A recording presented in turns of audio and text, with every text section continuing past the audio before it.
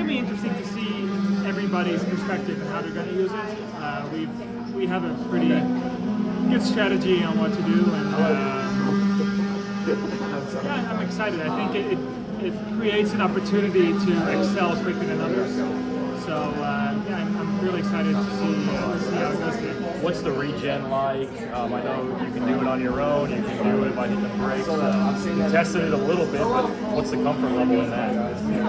I mean, it took me a morning to get used to it because it's something I totally had no experience with, except anything else in racing.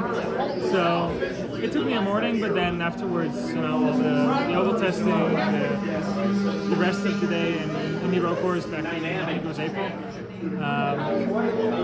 it was pretty easy. It felt very, very easy to use. So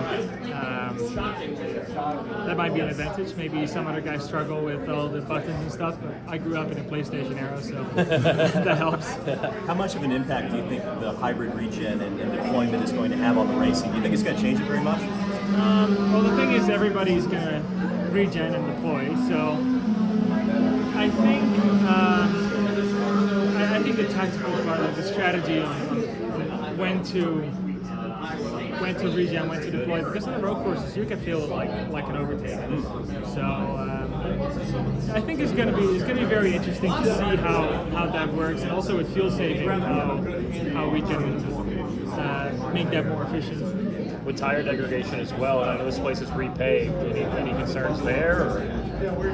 Well, apparently it's kind of the same but better than it was. So, and there's no more bump in the carousel. So. You mentioned it's kind of like an overtake button. There's a lot of marketing material out there that's talking about 800 horsepower when you're using both overtake and deploying the full battery. How many times do you anticipate you'll be able to both hit push to pass and have a full deployment ready to go? I think that'll happen often. I'm not sure if it's really worth using both at the same time. Efficiency-wise, with the deploy and the newton meters you can deploy. Overtake you can hold the whole straightaway if you want to. The hybrid, it's not that long, but I think you can have a longer burst of overtake. So basically, you can have almost a full straightaway without using all those seconds of overtake. So I think it's cool. I think it's definitely not as complicated as I thought it would be. So pleasantly surprised. Before testing the hybrid for the very first time, what was the way that Chevrolet taught you how the hybrid system works? Was it like a PowerPoint presentation? Did they give you a manual that said read it? Was it pictures, diagrams? How did you learn about how the hybrid system worked and how to deploy it and do all the fun stuff with it? So we got a bit of a manual the day before when I showed up at the road course. And then, I was kind of experimenting all morning.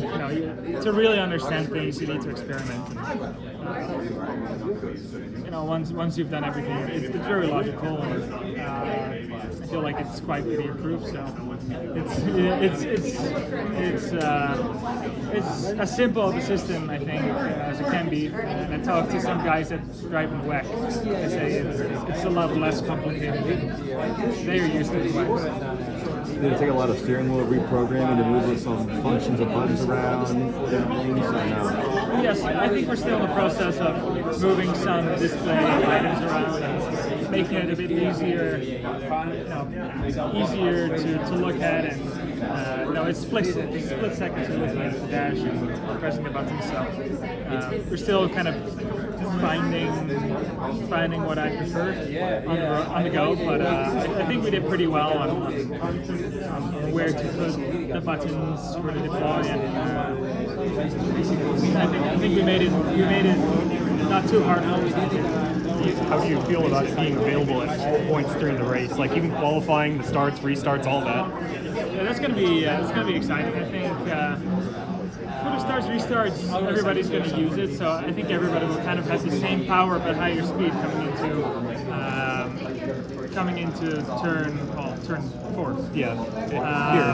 But one thing about this track, it resets the deploy for percentage resets At the alternate at the start. all-start finish. So we can use a lot more coming into the first corner than we usually would. So it's like half a lap instead of 3/4 of a lap. Exactly. Here. So Yeah. I think it will be a bit more aggressive on the opening lap here than on other tracks in the future. Free agency's kind of here. You know, you're going to be a free agent. Already dominoes starting to fall. We're 9 races in. You've had some pretty bad luck, if we're being honest here. Oh, yeah, it's been bad. What do you do for these next 9 races? A lot of ovals, a lot of tracks that you're good at. But how much does the free agency thing weigh into what you're going to look at the next 9 races? I mean, it feels like we're far into the season with a few driver announcements being made, but still it's kind of early for all this stuff. So for me, especially right now as a free agent, you want to do as good as possible, which is always the goal. That's really my goal the next few races or the next rest of the season is to, of course, bad luck is out of control, but everything I can do is do well and be fast and kind of get back to that my first 2 seasons in IndyCar where we got that pace and we were running at the front and it was kind of in the spotlight. So I gotta put myself there again, and I think it's not really something that takes my mind away because it's just an extra focus of I need to perform. It's not something that's totally out of control. Hi, I'm Christopher DeHardy with FrontStretch.com. If you enjoyed what you just saw, hit the like button and subscribe for some more great racing content.